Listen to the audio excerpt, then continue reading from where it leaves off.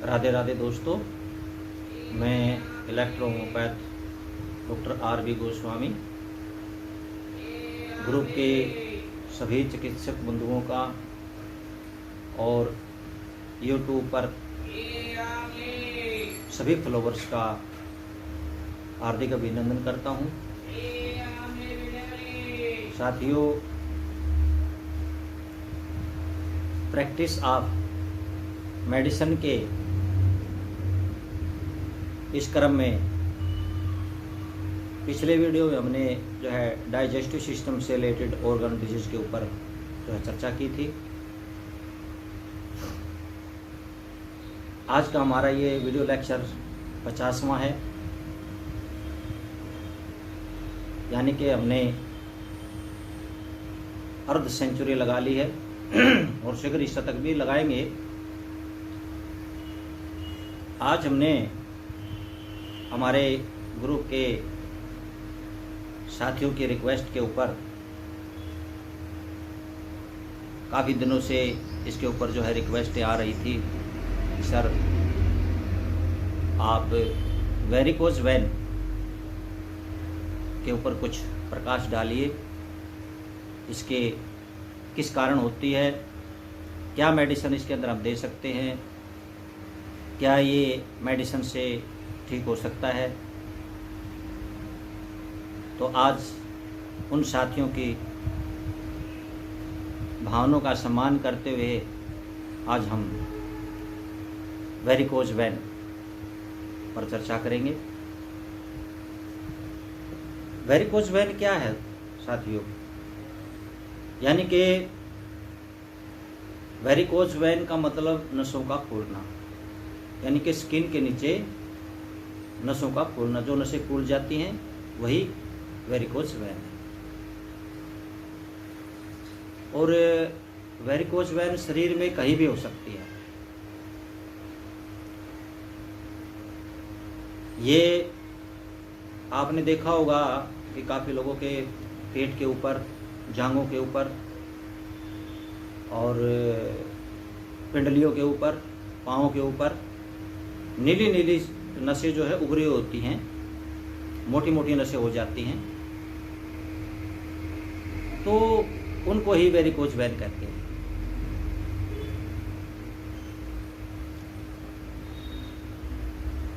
ये समस्या जो लोग ज़्यादा समय तक खड़े रहते हैं या ज़्यादा समय तक बैठे रहते हैं, ब्लड सर्कुलेशन जो है ऊपर की ओर नहीं जा पाता, तो नसों में ब्लड इकट्ठा होने लगता है, तो उसके कारण ये समस्या क्रिएट हो जाती है। कई मामलों में इसका शरीर पर कोई खास जो है इफ़ेक्ट नहीं पड़ता है, कोई ज़्यादा मतलब समस्याएं इनके होने से नहीं होती है, लेकिन कई बार ये गंभीर समस्याएं पैदा कर देती है कुछ केसों में। तो साथियों,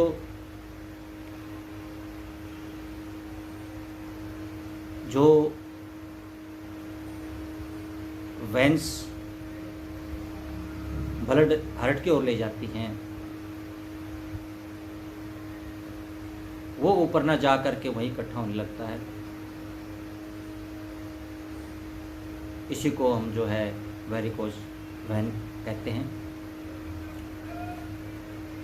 जब ये ब्लड इकट्ठा हो जाता है तो उस वेंस के ऊपर जो है एक्स्ट्रा भार पड़ता है, जिसके कारण उस वेंस की वाल्स थिन होकर के जो है फूल जाती है।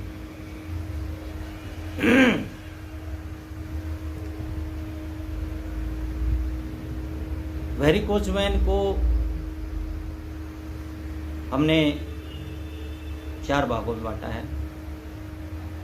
एक तो है मध्यम प्रकार की वेरिकोज वेन, जो अक्सर जो है हल्की फूली हुई होती हैं, हल्की उभरी हुई होती हैं। और दूसरी है जो गंभीर, जब इस स्टेज को इग्नोर कर दिया जाए मध्यम प्रकार की स्टेज को इग्नोर कर दिया जाए, उसका उचित इलाज ना किया जाए, तो फिर वो समस्या और ज़्यादा बढ़ जाती है, नसें मोटी मोटी हो जाती हैं, वहाँ पर होने लगती है। कई जो है कई बार क्या होता है कि पैरों में दर्द होने लग जाता है, उठने बैठने में तकलीफ होने लगती है। तीसरी जो है प्रेगनेंसी की वेरिकोज वेन, जब गर्भावस्था फीमेल में होती है तो उस समय पेल्विक और वेजाइना के ऊपर जो है अतिरिक्त भार पड़ता है, जिसके कारण ब्लड सर्कुलेशन जो है वो हार्ट की ओर नहीं हो पाता। और चौथी साथियों, आपने देखी होगी बिल्कुल जैसे केचुली की तरह होती है, जैसे स्पाइडर मकड़ी का जाला होता है, इस प्रकार से कुंडली मारे हुए जो है, जैसे सांप कुंडली मारता है, इस तरह से जो है वो पिंडियों के ऊपर, हाथों के ऊपर, पैरों के ऊपर दिखाई देने लगती है। उसको हम जो है स्पाइडर वेरिकोज वेन भी कह दें तो ज़्यादा गलत नहीं होगा। तो साथियों, इसके जो हैं कारण क्या हैं, इस रोग का जो मेन कारण क्या है, उसके बारे में भी हम चर्चा करेंगे। जो लोग पहले तो जो लोग ज़्यादा बैठे रहते हैं, जैसे बताया, ज़्यादा उम्र हो जाती है, ऑर्गन्स में जो है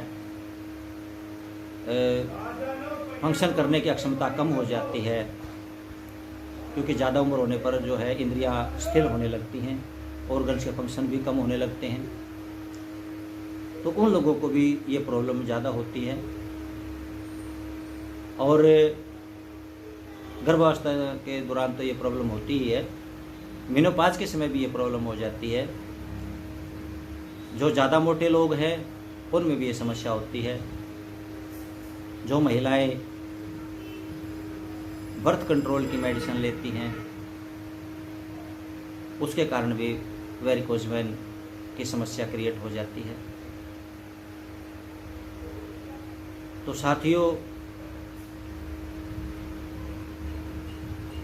हमारे नसों में जो है वाल्व लगे होते हैं, आर्टरी वेन में भी वाल्व लगे होते हैं और वेंस में भी जो है वाल्व लगे होते हैं। ये परमात्मा ने, प्रकृति ने स्वयं ही इनकी व्यवस्था की है। जैसे आर्टरी के अंदर वाल्व होते हैं, हार्ट से जो है ब्लड वो ऑर्गन्स की तरफ जाता है, सेल्स की तरफ जाता है, वापस नहीं लौटता है। अगर वापस लौटता है तो उसके अंदर भी वाल्व लगे होते हैं और ब्लड को वापस जाने से, वो हार्ट की ओर जाने से रोक देता है। इसी प्रकार से जो है वेंस के अंदर, जब कैपिलरीज के अंदर से मतलब सेल्स को न्यूट्रिशन वगैरह दे करके, ऑक्सीजन वगैरह दे करके जो शुद्ध रक्त है, फिर सेल जो है अपने अंदर जो है कार्बन डाइऑक्साइड, यूरिया इत्यादि जो होते हैं वो वेंस के माध्यम से जो है हार्ट को वापस भेजती है। तो वहाँ पर वहाँ से जो कैपिलरीज है छोटी छोटी शुरू होती है, फिर जो एक मेन शाखा हो जाती है। तो वहाँ पर जब ये चलती हैं अशुद्ध रक्त को लेकर के, तो ये हार्ट की ओर जाती है, हार्ट से वापस नहीं लौटती हैं, क्योंकि वहाँ भी वाल्व लगे हुए हैं। ये ब्लड हार्ट की ओर तो जा सकता है, वो वाल्व जाने देते हैं, लेकिन जो है हार्ट से वापस उसको ना जो है बैक नहीं मारने देते हैं। लेकिन जब ये वाल्व खराब हो जाते हैं तब ये समस्या क्रिएट हो जाती है, तब ये वाल्व काम नहीं करते हैं, ब्लड ऊपर ना जा करके वहीं पर इकट्ठा होने लगता है, और उसका परिणाम ये होता है कि वो नसें फूलने लग जाती हैं। तो साथियों, लक्षणों में तो आपने देखा ही है कि नसें नीली नीली उभरी हुई होती हैं, पैरों में भारीपन, दर्द रहता है, पैरों में सूजन आ जाती है। अभी हमारे कुछ चर्चा चली थी इसके अंदर, ग्रुप के अंदर, तो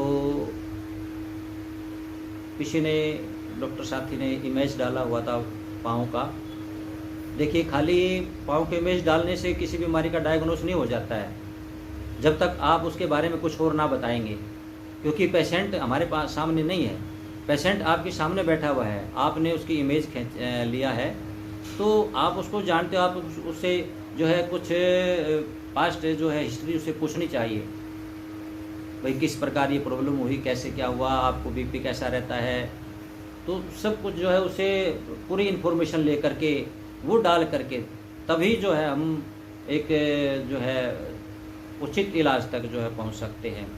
ऐसे खाली इमेज डालने से कि आप देख करके बताइए क्या रोग है, तो देखिए वहाँ हम कन्फर्म नहीं कर सकते भाई इसको यही रोग हो सकता है, क्योंकि जब जैसे उन्होंने पीछे का पोर्शन नहीं दिखाया, आगे आगे के पाँव का पोर्शन दिखा दिया सूजन है। अब उसमें हमारे साथी कोई कहता है कि एडिमा है, कोई साथी कह रहा है कि इनको वेरिकोज वेन है, कोई कहता है कि वेरिकोज वेन में पाँव में सूजन नहीं आती।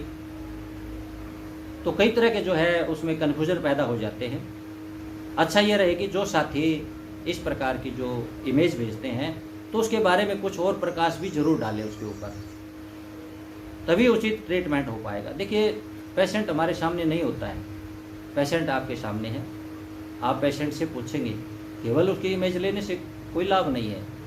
आप उसके बारे में पूछिए, उसकी फैमिली हिस्ट्री के बारे में पूछिए, उसकी हिस्ट्री के बारे में पूछिए, किस प्रकार की उसको क्या क्या प्रॉब्लम्स हैं। तो पूरी जानकारी के बाद ही जो है ट्रीटमेंट हो सकता है इसका। तो अब लक्षणों में हम आपको बता रहे हैं कि आप ये तो जान गए कि त्वचा के नीचे जो है नीली नीली नसें जो है उभरी हुई होती हैं, चलने में भी कई बार परेशानी आ जाती है, उठने बैठने में भी परेशानी आ जाती है। कुछ दिन पहले जो है हमारी मैडम को भी ये प्रॉब्लम हो गई थी। जो है घुटने है, जो घुटने के बैक साइड में एक जो है इतनी नीली नस फूल गई उनकी, तो काफ़ी उनको बैठने में बड़ी परेशानी आती थी। तो उसका ट्रीटमेंट हमने किया और बहुत अच्छा जो है उसका परिणाम हमें मिला, क्योंकि हमने छोटी सी प्रॉब्लम होते ही उसको वहीं पर जो है क्योर कर लिया। तो साथियों देखो, बीमारी तो कोई भी अगर गंभीर हो जाती है तो फिर उसको ट्रीटमेंट करने में भी टाइम लगता है। आप ये मत समझिए कि बीमारी एकदम से जो है क्रिएट हो गई है, ऐसा नहीं है। धीरे धीरे कोई भी चीज़ हो, कोई भी बीमारी होती है, धीरे धीरे डेवलप होती है। समय रहते यदि हम उसको देख लेते हैं तो वो कंट्रोल जल्दी हो जाती है, लेकिन जब स्थिति सीवियर स्टेज में पहुंच जाती है तो उस समय फिर जो है उसको कंट्रोल करने में समय भी लगता है। तो पाँव में भारीपन महसूस होता है, पाँव में सूजन आ जाती है। सूजन क्यों आती है साथियों? क्योंकि वहाँ पर जो है कार्बन डाइऑक्साइड, यूरिया सब कुछ रुका होता है ब्लड के अंदर। अब उसका तो इफेक्ट जो है मांसपेशी के ऊपर पड़ेगा ही पड़ेगा, इसलिए पाँव के अंदर सूजन आती है। अगर प्रॉपरली ब्लड सर्कुलेशन होता रहे तो वहाँ पर स्वेलिंग नहीं आती है। स्वेलिंग का कारण ही यही है, चाहे वो किडनी फेल हो जाए उसके कारण भी सूजन आ जाती है, क्योंकि जो है किडनी अपना प्रॉपरली फंक्शन नहीं कर पाती, जो वेस्टेज उन्होंने निकालने चाहिए वो नहीं निकाल पाती, तो उस स्टेज में भी जो है पाँव के अंदर सूजन आ जाती है। कई कारण हो सकते हैं उसके अंदर, लेकिन उसके मेन कारण का पता लगाना बहुत ज़रूरी है। खाली केवल इमेज देख करके पाँव में सूजन, इसको एडिमा हो गया है, एडिमा तो है, एडिमा का मतलब क्या होता है? सूजन होता है, लेकिन उसका कारण क्या है? उसका कारण देखो आप। तो इस प्रकार से जो है जो लोग इस बीमारी से ग्रसित होते हैं वो ज़्यादा देर तक खड़े नहीं रह सकते, या ज़्यादा देर तक वो बैठ नहीं सकते, क्योंकि जैसे बैठेंगे वो उनकी नस जो है वो दर्द करने लग जाएगी, ब्लड सर्कुलेशन आगे बढ़ नहीं रहा उनका। और इसके अंदर जो है जहाँ पर नसें खुली हुई है वहाँ पर हमें उसको रोगी को जो है खुजली का भी एहसास होता है, इचिंग होती है वहाँ पर, उसको मसल्स में ऐंठने आने लग जाती हैं, टखनों में सूजन, और जो उभरी होने से होती हैं उसमें इचिंग वगैरह भी होती है।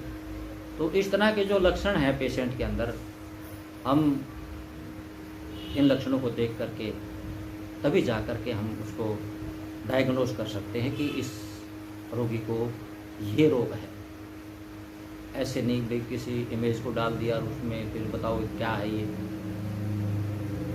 आधी अधूरी जानकारी से ना उसको यदि बता भी दिया जाए तो उसका फिर ट्रीटमेंट जो है वो प्रॉपरली नहीं हो पाएगा। तो साथियों, ये इसके लक्षण हैं वेरिकोस वेन्स के। कि सबसे मेन तो लक्षण यही है कि त्वचा में जो नीली नीली नसें उभरी होती है, और ज़्यादातर ये जो है ना पाँव के अंदर ज़्यादा प्रॉब्लम होती है, क्योंकि हार्ट की और पाँव की जो डिस्टेंस है वो ज़्यादा होती है और अंगों की अपेक्षा। लंबा सफ़र जो है, लंबा रास्ता उन्होंने ब्लड ने जो है तय करना होता है, तो पाँव के अंदर ज़्यादा ये प्रॉब्लम आती है। तो अब हम EHT में क्या दे सकते हैं इसके अंदर? EHT में साथियों देखिए, सबसे पहले तो हमने जो है जैसे ज़्यादा उम्र बढ़ने के कारण जो है इंद्रियाँ शिथिल पड़ जाती है, सभी जो सिस्टम है वो वीक हो जाते हैं। तो यहाँ पर हमने डाइजेस्टिव सिस्टम को और मेटाबॉलिक सिस्टम को जो है यहाँ पर फास्ट करना होगा। उसके लिए हम देंगे BP, ब्लड प्यूरीफायर, हमारा जो भोजन का पाचन करेगी, रस का निर्माण करेगी और फिर जो है मेटाबॉलिक सिस्टम को जो है फास्ट करेगी। दूसरी मेडिसिन हमारी BC, आप सब जानते हैं। यहाँ पर देखिए ये पेन किलर का भी काम करेगी, स्वेलिंग उतारने में भी ये काफ़ी हेल्पफुल है, और मेंटली अगर किसी प्रकार की जो है डिप्रेशन हो जाता है उसके अंदर भी जो है ये काम करेगी। यहाँ पर हमने इसलिए BC का भी प्रयोग किया, और S2 का यहाँ पर हमने प्रयोग किया। S2 क्योंकि जब ब्लड के अंदर से रक्त की सफाई नहीं होती है तो हम जो है एक्सक्रीटरी सिस्टम को थोड़ा हमने स्ट्रॉन्ग करना होगा, जो वेस्टेज को बाहर निकाले। तो इन सब की जो है 20-20 ड्रॉप हमने लेना है। जहाँ हम किसी डाइल्यूशन का मेंशन नहीं कर रहे हैं, तो वहाँ पर आप D4 ही समझिए, क्योंकि मैं समझता हूँ कि आपके पास में D4 की किट है, तो उसमें D4 बार बार कहने से कोई लाभ नहीं है, आप समझ जाते हैं उसमें। तो यहाँ से हम जो है 20-20 बूंदें 30 ml में डालेंगे, और 10-10 बूंद दिन में 3 से 4 बार रोगी को दें। दूसरा साथियों हमने लिया यहाँ पर C3, विनेरियो 1 और BE और GE। C3 दोस्तों हमने यहाँ क्यों लिया? C3 जो है हमारी टिश्यूज़ की मेडिसिन है, सेल्स की मेडिसिन है, सेल्स के ऊपर काम करती है। RBC, WBC, प्लेटलेट, प्लाज्मा, जितने भी सेल्स हैं हमारे ब्लड के अंदर, उसके ऊपर सब इसका C3 का बहुत अच्छा काम है। अब जो वाल्व है वो वाल्व सेल्स के बने हुए होते हैं, मांसपेशी के बने होते हैं, तो अगर वो वीक हो जाते हैं तो उनका फंक्शन कम हो जाता है, तो वहाँ पर जो है हम इनको देंगे, वहाँ पर जो ये उसको रिपेयर करेगी वाल्व्स को, जिससे फिर ब्लड सर्कुलेशन जो प्रॉपरली आगे की ओर बढ़ेगा, सर्कुलेट होगा। विनेरियो 1 आप जानते हैं, जैसे ये समस्या हेरिडिटरी के कारण भी हो सकती है, उस क्रम को तोड़ेगी। पेन किलर भी है, सेंट्रल नर्वस सिस्टम को भी जो है इफेक्ट करती है, और स्वेलिंग वगैरह को भी जो है ये ठीक करती है। तो यह विनेरियो 1, और इसके साथ में ब्लू इलेक्ट्रिसिटी जो C3 का साथ देगी यहाँ पर, ये भी क्योंकि ब्लड की मेडिसिन है, WBC, RBC सब पर काम करती है। और तीसरी जो है हमने ग्रीन इलेक्ट्रिसिटी लिया है। ग्रीन इलेक्ट्रिसिटी में क्या है कि जो स्वेलिंग आ चुकी है नसों के ऊपर, नसों की जो सेल्स हैं, टिश्यूज़ हैं, उनके ऊपर स्वेलिंग आ चुकी है, तो वहाँ ये एंटी इन्फ्लामेटरी का काम GE करेगी, और पेन किलर में भी ये साथ देगी। तो इस प्रकार से हमने ये 4 मेडिसिन ली हैं, इनकी 10-10 ड्रॉप 30 ml में डाल करके 10-10 बूंद जो है आप 1 घंटे से लेकर के 4 घंटे के बीच में जैसे भी रिक्वायरमेंट हो रोगी की, उसके अनुसार इसको दें। यदि ज़्यादा प्रॉब्लम है तो आप 1-1 घंटे पर इसको रिपीट कर सकते हैं, और यदि मीडियम प्रकार की प्रॉब्लम है तो वहाँ पर आप इसको 4 बार भी दे सकते हैं।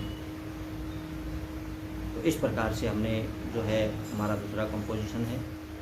और साथियों यदि पेन है, सर्कुलेट ब्लड नहीं हो रहा है, वहाँ पर खड़ा हुआ है, तो वहाँ पर हम इसका जो है हॉट कंप्रेक्स देंगे इफेक्टेड स्थान पर, प्लेस पर। वहाँ हमने A2C5, S5, L1, RE और BE इन मेडिसिन का जो है हमने D3 से लेना है। ये 6 मेडिसिन हैं। 10 ड्रॉप D3 से प्रत्येक मेडिसिन का 10 ड्रॉप लेना है 30 ml में, और उसमें से फिर आपने 2 ml मेडिसिन 2 लीटर वाटर के अंदर, जो है ल्यू के वाटर हो उसके अंदर डाल लें उसको, और उसमें जो है कोई भी कॉटन का फैब्रिक ले करके उसकी 3 या 4 लेयर बना करके उसके अंदर डाल करके उस इफेक्टेड प्लेस के ऊपर जो है आधा घंटा सुबह, आधा घंटा शाम को उसका कंप्रेस दें। और इसी कंपोजिशन का साथियों आपने ऑयल भी बनाना है। जो रेशियो इसमें बताया है उतना ही 30 ml में डाल लीजिए आप 10-10 बूंद। यदि 60 में बनाए तो वहाँ पे 20 डाल लीजिए, यदि 90 में बनाए वहाँ पर आप 30 डाल लीजिए। आपको मैंने केवल एक मेजरमेंट दिया है, उसमें चाहे आप 100 ml में बना लीजिए। आधा घंटा कंप्रेस करने के बाद में 5 मिनट लाइट मसाज करनी है।